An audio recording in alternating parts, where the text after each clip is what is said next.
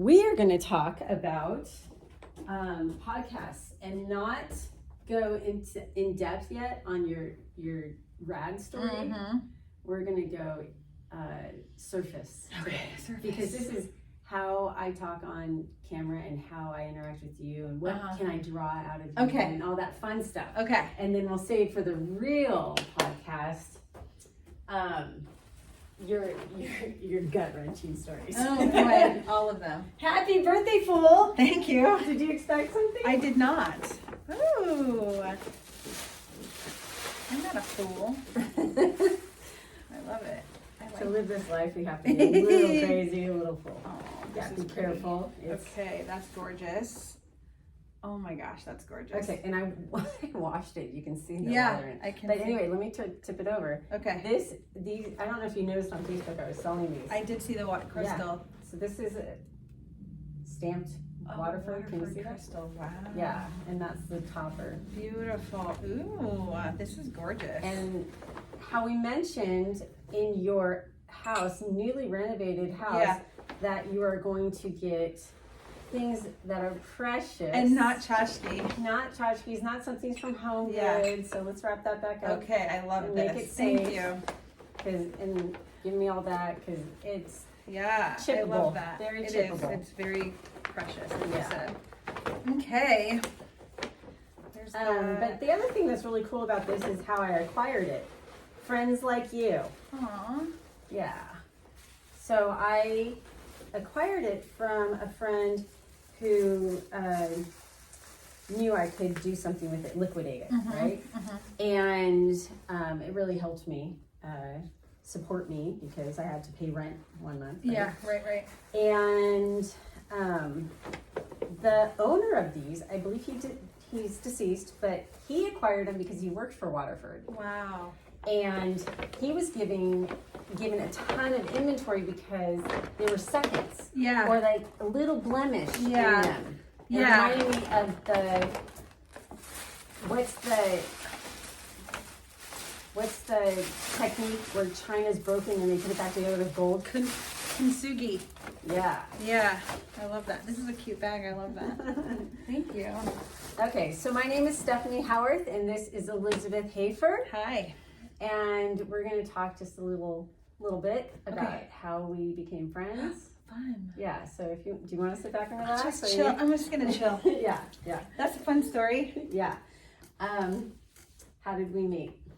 We met at Well Connected. No, we did not meet at Well Connected. I'm so excited that I said that because forever I would say the wrong name and I would answer the phone and pause and say the wrong practice. It's precision chiropractic.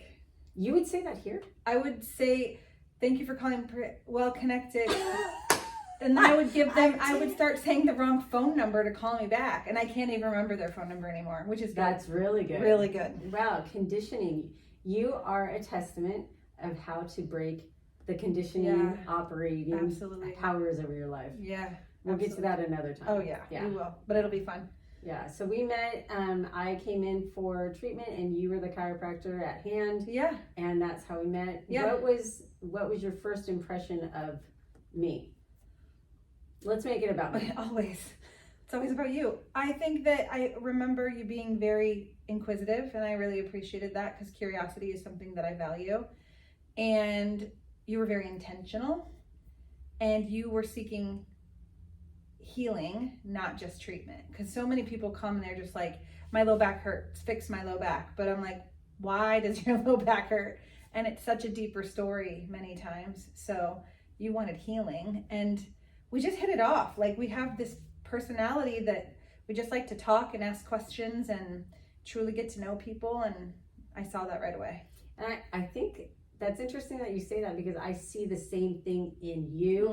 So yes, that's super foundational of our friendship because you were like, well, how are you going to do that? Well, what are you doing with your marriage? Or wait, you're not happy? Wait, talk to me about that. Like you were so inquisitive of me and curious of me. Yeah. So I think I'm like, and I think that comes from a place of like genuine care and compassion for humans.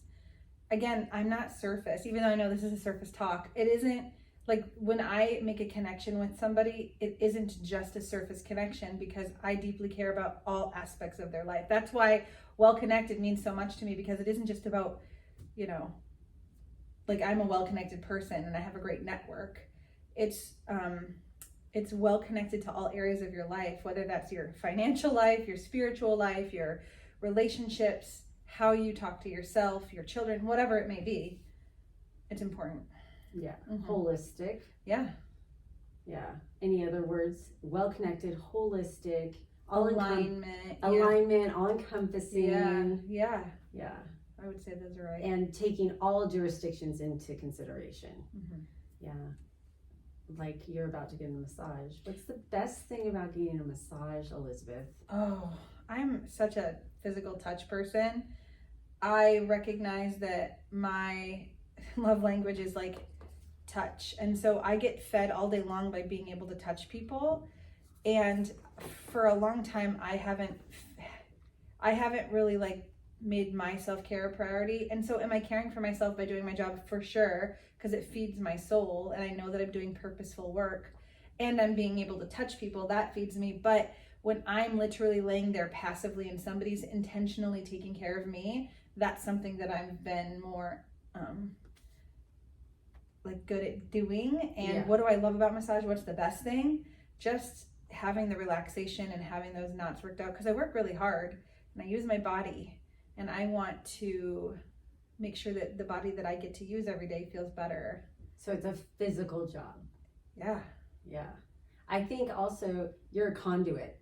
So yeah, you're giving, but who's giving to you?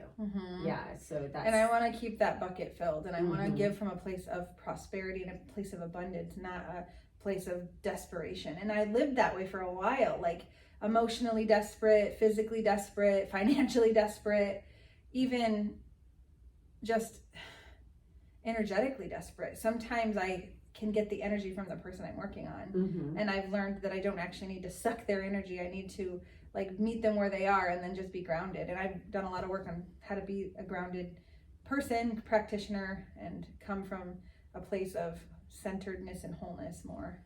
So what year do you think we met? Because Tori she's now 11, so my daughter is 11, and we probably met when she was 2. Whoa. Okay. No way. Yeah. 9 years? Yeah. That's amazing. So I want to say 9 years. Wow. And it has gone so fast. Or slow. Depending on the hour. I'm still in the waiting room. Yeah. But anyway, so 9 years ago, I met you, and I would say in the last 2 years, I see the groundedness. Like I get to witness you from outside your fishbowl. Yeah, it's cool. It's a nice perspective. And I've also noticed a little bit of weight loss. Do you want to talk about that? Well, I mean, I feel like the weight was representative of a lot of things, trauma and just a lot of not self-care.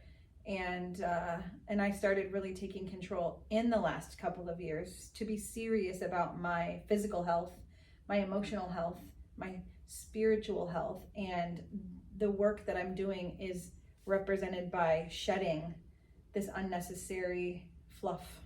Well, let's talk about that real quick then. Let's say, why do you think that you had the weight on, and what is the turning point of this is the time I want to, because you've lost about 45 pounds. I think that, well, why was the weight on? Because I didn't take care of myself, and it was a protective measure that would keep me from really being the bright light that I am. And it was like an excuse. Wait, time out. She's a bright light with it all on. I know, right? You can try to hide it. Let me just tell you. Right? You can insulate all you want with any weight. It's just gonna like keep burning. Yeah, you are a bright light. Thank you. Your middle name is Star. It is, with 2 R's. That was it. That was one thing my mother did right. Besides giving life, she chose a really appropriate middle name.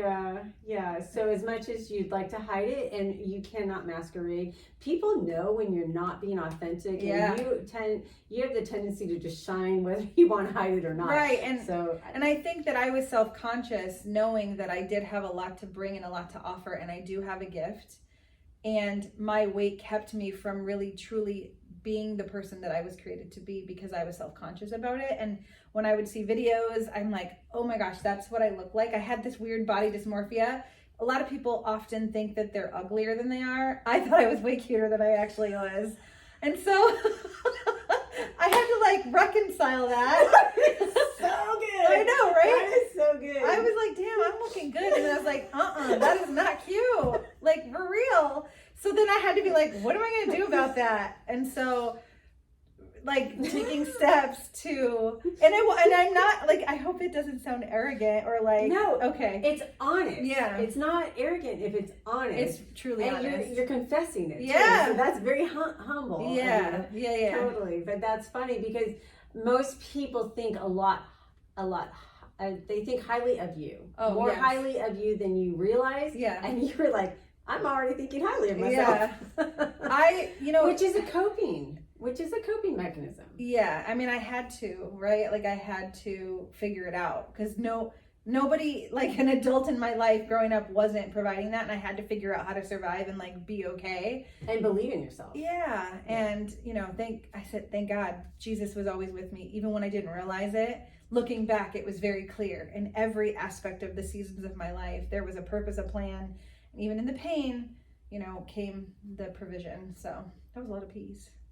So are you enjoying how you're looking now? Yeah, I get a lot of like comments and I'm like, oh my gosh, it's finally working. Okay, let's talk about scrubs, because I noticed the other day that you were ready for some smaller scrubs. Yeah. And I said no, because I don't want to pay to get them re-embroidered. Okay, let's not embroider them. Let's just get the in-between temporary size. Maybe, yeah. Let's do that. I could do that. Because I really believe, like, you got to feel great as well. Yeah, I do need to look cute, like, when I'm working. You always look cute. Well, but I know that the scrubs I'm wearing are very baggy now. And I also think that they're worn out. They are. They're not like fresh and new. No, and, like, lost all this weight. No, they're faded and they're ready to go. It's ready. We should have a ceremonial like a burn the scrub party. Yeah, this is not Liz anymore. No, I've shed that version. And it's time to represent. I know. I don't know. And like I was thinking about that. Like the reason we went to scrubs is because COVID happened, and it was just one thing I didn't have to think about because there were so many things that I had to juggle as a business owner in Orange County in California during COVID. And I didn't want to have to think about what I was going to wear every day. And it was just simple. And so I was like almost like philosophically opposed to scrubs up until then. Yeah. Because scrubs represented medical and they represented, not that there's anything wrong with people who wear scrubs. Please trust me. I wear them every day now and I love them because they're comfortable. But it just was like more medical minded people wear scrubs. And that's just not who I am. I'm very holistic and natural and that kind of thing. But again, efficiency and comfort and the ability to not have to think was what really changed my mind. Yeah, you don't have to lay out your outfit the night before, right? No, like you would ever do that anyway. Well, no, I'm pretty much. I know you too well. I pack 10 minutes before I leave for 5-day trips. It's fun. Last minute Liz. But somehow you have the knack for that, so that's your life. Yep. Yeah. Who's to criticize? Nobody. Yeah. I make it work. Yeah, you do. Okay, so along with your birthday present that we opened earlier, I realized that your birthday this week lands on Daylight Savings Day. Yeah, I lose an hour. What the heck? No. God's giving you another hour of business. I was thinking God's giving her another hour to do more. Yeah, do more. Because that's what you love to do. I do. More. What do you think drives you to do more, to fill your days, to like not have just a podcast at 3, but also all these piggybackers and get a new table and check 3 people. And be at a CER seminar and then there's something after this. 100%. There's 4 things after this. Yeah. What drives me? I just like to feel accomplished. I like to look at my calendar and see that I've contributed. And so when I pack my days full, I feel like I've contributed to the world. Now, is that a smart way to do it? No, because you can contribute to the world through being rested and through peace. And I promise I have done more vacations and rests in the last 2 years than I've ever done in my whole life. And I really do understand the health and the power behind just being still too. I'm not good at it yet, but I understand why it's important. Oh, I think you've embraced it. Yeah. I think you are getting, like, you've wrapped your brain around it. I can And see I think it that from an goes, outsider. that goes back to the massage thing. When I'm in a massage, it is peaceful. I am still. It's quiet. You're held hostage. You ain't going anywhere. I can't go You're anywhere. naked. Yeah, I'm you very can't vulnerable. leave. You can't look at your phone. I cannot look at my phone. You Yeah. cannot plan a vacation. You have to be in the moment. In the moment. And I enjoy it. And so I've become better at that. So, yeah. Yeah. I'm proud of you. Thank you. I'm proud of you because it takes a lot of intentionality and bravery, courage, ambition to break conditioning. Can you tell me your understanding of conditioning and why it would be good to be aware of it and break some conditioning patterns, that kind of behavioral stuff? 100%. Talk to me about that. What have you learned? Well, it's super interesting to just analyze your thoughts and explore and investigate, why do you think those things? And even just starting this practice and doing the things that I did when I started this practice were simply a result of the conditioning that I had been under for, I don't know, like 11 years. And then one day it occurred to me, I don't have to do that anymore. This is my place and I have autonomy and I get to make the decisions. And just because that's how they did it doesn't mean that's how I have to do it. And so that was like my first, oh, wow, wait, what? I can do something different. And since then we've made a lot of phenomenal changes to the systems and just at the workplace, and then when it comes to like even just how I operate with my mindset, I have 3 business coaches and they all play very different roles. One of them is very much a mindset, lifestyle, kind of like almost like a spiritual guidance coach. And another person is more business oriented and another person is more strategy. And I don't know, like being able to see my life through their perspective is very eye-opening. Even you have so much insight from the outside that you just say, well, what about this? What about this? What about this? Again, you're curious and you ask questions. And I've embraced the curiosity from people that I trust and care about because I know they care about me. And if they're asking those questions, there must be something to it. And gosh, why is it important? Because how else could you grow? How else can you improve? How else can you become better, a better version of what you're supposed to be? The Bible talks about from glory to glory to glory, right? And we're never perfected until we get to heaven with Jesus. And so I feel like every iteration and every version of who I am as a human is just becoming more refined and more glorified in his presence because of him. Thank goodness. Let's touch on the fact that you and I can speak into each other's lives. I can tell you my insight and you're not easily offended. You can speak into my life and I'm not easily offended. I think that's like a good quality of our friendship because we are both speakers of the truth. 100%. And have you do you have others in your life that are like this, or do you have situations? I do. I know I do. And do you where you speak the truth and it's not well received? I wish I could say I didn't, but yes, a lot of times people don't want to hear what you have to say and don't want to receive what you are offering as insight because they're not in a place to want to make a change, or they may say, oh yeah, I understand, but then they do the exact opposite, and it's not like I get to control anybody. So I've learned the hard way, you cannot change anyone. They have to want to do it themselves. And I think what works for us so well is because we have this deep understanding that we genuinely care.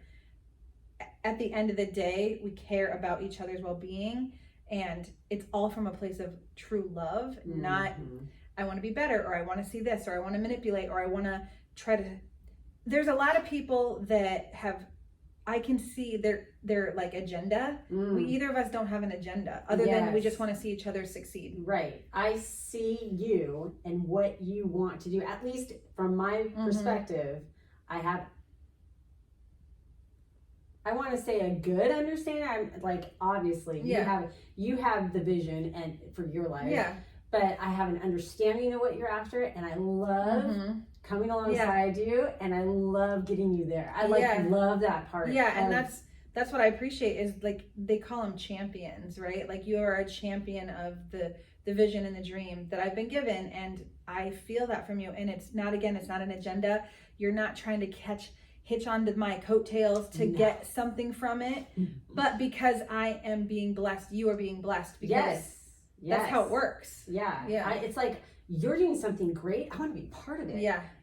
And that's how I am too. And so like whenever you do something, I'm like, let's go, let's be all in. And like even this podcast, I'm like, come sit in my office on a Sunday and please use this space. It's not doing anything but like learning, you know. It is. So you have people coming through here like I know. You're always, but you know what I mean. Yes, you're very resourceful. Yeah. And you're using your space, and you've always been open and hospitable to Yeah. And it's not even just that. Like, I mean, I feel the same way. Like we've been through some really deep, dark things, and all I had to do was text you, and you were like, "I'm here." And so, like being able to really walk through some of the hardest, most painful things, you were there for me, and there was no judgment, and it was no questions. You just were there. And so like, I don't know, I feel like why wouldn't I be as generous with my stuff as you were with your heart towards me in that time? Do you know what I mean? Yeah. So and I think that's just the person you are. Yeah. You're hospitable, you're gracious, you're generous. That's interesting because Grace, you know how you take those little personality tests or whatever? Tell me. I scored a 0 on Grace. Say what the personality test Oh my gosh, I don't know. What setting were you to take? Okay, tell me more. It was a backstory. It was part of like this church retreat that I was at. I don't know recently. The name. No, like probably 5 years ago. 5 years ago. Okay. And we were exploring like different personalities, and it was like, are you, an encourager? Are you a captain? Or I don't even remember all the things. I really don't. But I remember that like my grace meter was 0. Like I had no grace. And I see that a lot when I interact with my kids or with my husband. I'm like, you screwed up again. Why didn't you get this right? But like, look in the camera right now and just apologize. I'm sorry. But I'm happy that I documented it, guys. I feel like you like saying that is growth. So I'm happy that that's changed, because I wouldn't have ever identified as a grace-filled person. But if you say so, I'll take it. I think so, because I'm seeing, my perspective. You have a lot of grace towards me. You have a lot of grace towards patients, and patients that come in on your off hours. Yeah. So there's a lot of grace definitely dished out. I received that. Yeah, but also you're putting your finger on the fact that you had that test 5 years ago. Yeah. And we're talking about growth, breaking conditioning patterns, right? Yeah. So here you are 5 years from now, Elizabeth Star Hoefer. Do you see yourself as a grace-filled person? Well, now that we've discovered all that, I would say I have grown a lot in that area, and I'm thankful for it. Yes. All right, so let's just wrap this up.